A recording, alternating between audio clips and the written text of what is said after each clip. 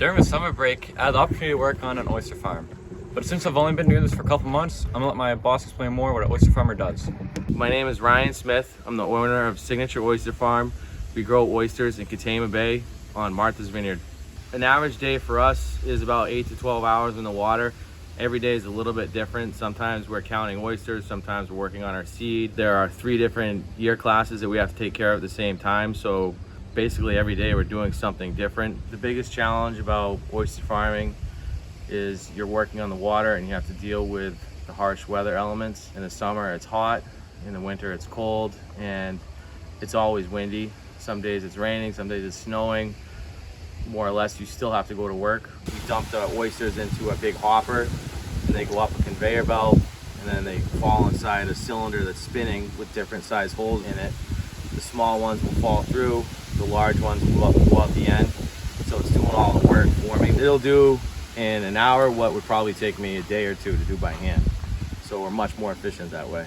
We use a sorting machine to get them all the same size, and that way it's a lot easier to get an accurate volume count-wise.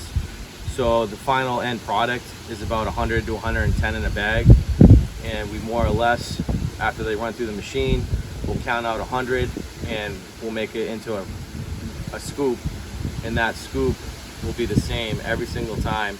We put them inside the bag, we seal the end, we clip it, and then when you put it inside the cage, you have to make sure that the oysters are very leveled out. That way they have that room to grow, have a consistent, nice round shape. Owning my own company is great. I'm my own boss.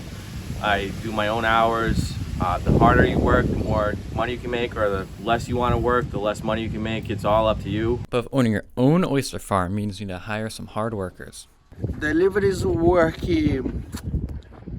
we receive the order, get up a cage. That's the first step. The second step, we throw the oysters in the tumble, make a wash, nice clean. Then we dump at the column board and we select the oysters 3 inches to 3 inches and a half, and I count 100 at the bag. When we get the bags done, 50 bags, 100 bags, depending how much they order for us, we take off the water. We have 1 hour to drive the boat, load the truck, and put it in the ice.